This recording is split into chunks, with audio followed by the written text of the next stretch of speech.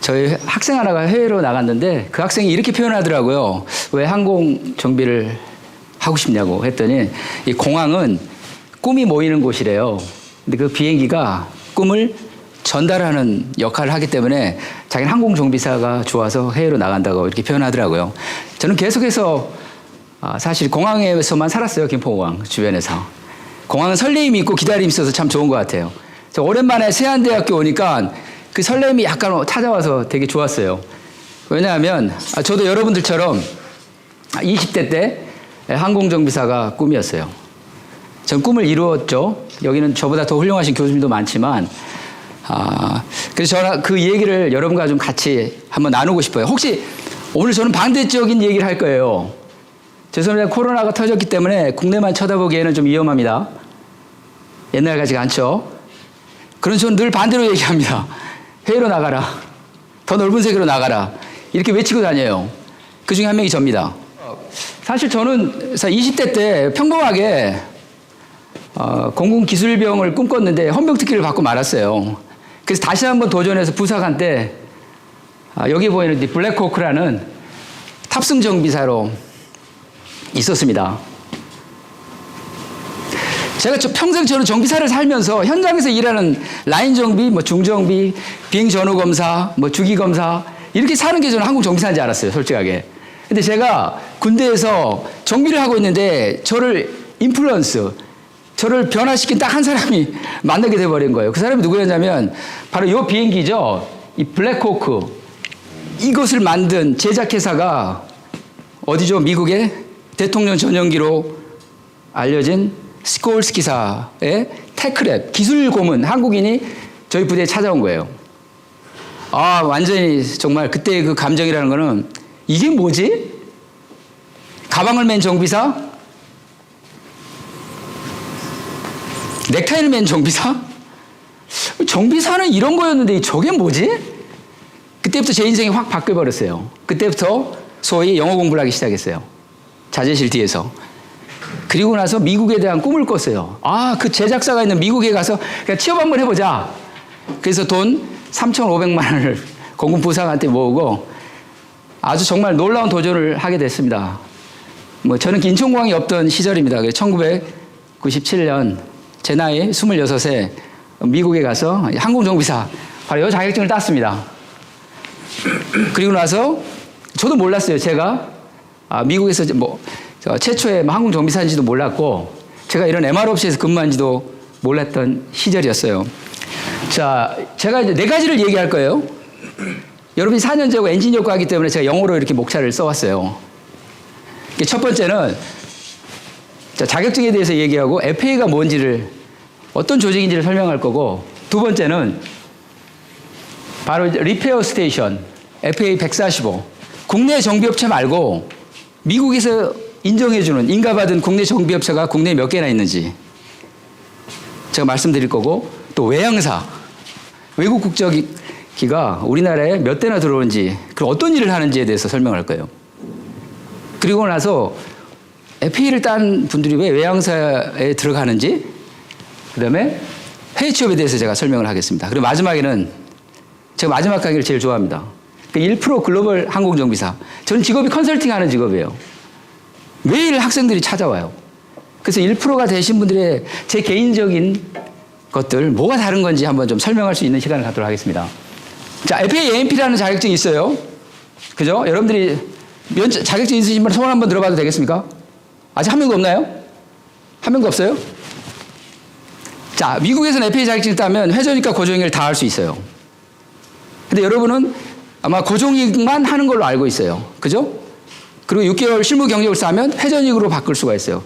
그래서 FA 자격증을 따면 보통 국내 면허로 바꿔버려요. 이 자격증이 2개로 나눕니다. 기체와 엔진으로. 그래서 미국 항공정비사 소재 정비해제 권한 이게 바로 아까 말한 RTS 권한이에요.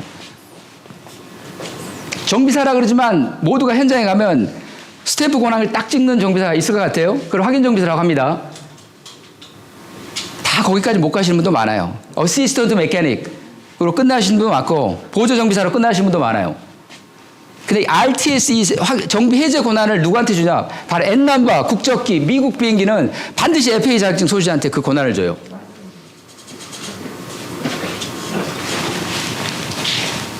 자, FAA 자격증 뭐 취득하는 얘기가 사실 너무 많아요. 국내에 계신 분들도 국내 항공사에 보통 계시는 분들이 보통 뭐 아시겠지만 뭐 외항사 취업을 준비하거나 해외 기존교육, 여러분 기존교육 다 국내 거 봤지만 모 회사는 FAA 자격증이 있으면 해외 기존교육을 시켜요. FAA나 야사 기존교육. 이제는 기존교육도 너무 흔해졌어요. 대한민국에. 너무 많아졌어요. 이스타항공이 생길 때 저희가 최초로 야사를 데려와서 기존교육을 시켰어요. 영어로 해야 돼요. 100%.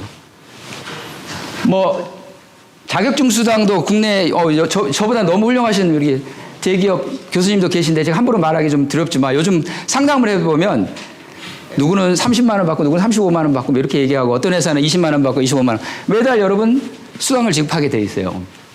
뭐 주재원 파견할 때도 FAA 자격증이 도움이 될 겁니다. 자, 이런 다양한 것 중에 또 뭐 시험 응시기비에 뭐 외항사 취업 시는 필수 자격증. 오늘 외항사에 대해서 좀 얘기할 거예요.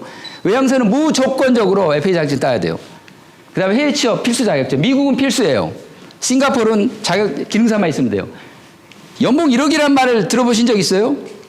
제가 국내에서 정비사들 많이 봤지만 1억 정비사 쉽게 만나기 쉽지 않더라고요. 딱 미국은 가능해요.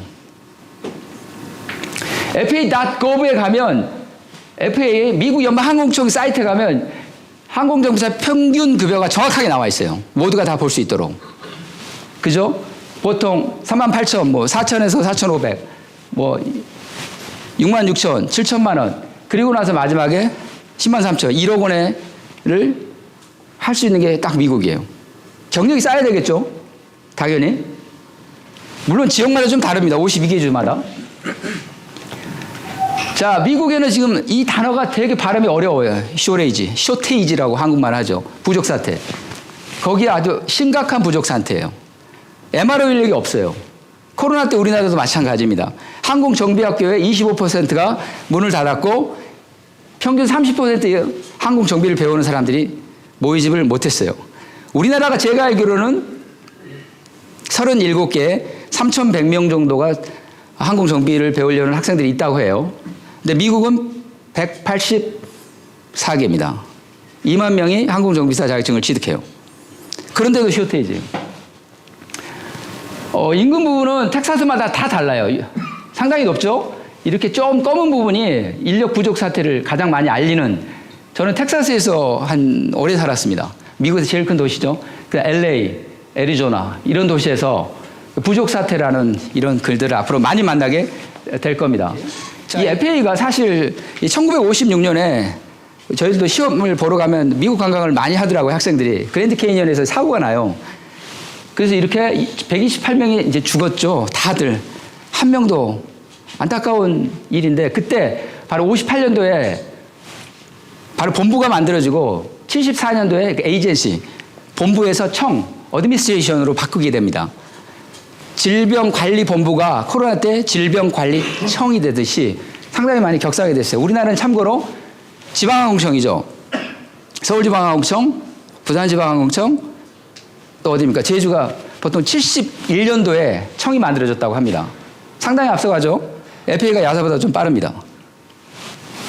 자, FAA를 볼 때 4가지 파트로 나눠져 있어요. 첫째가 에어포트. 4가지 업무를 합니다.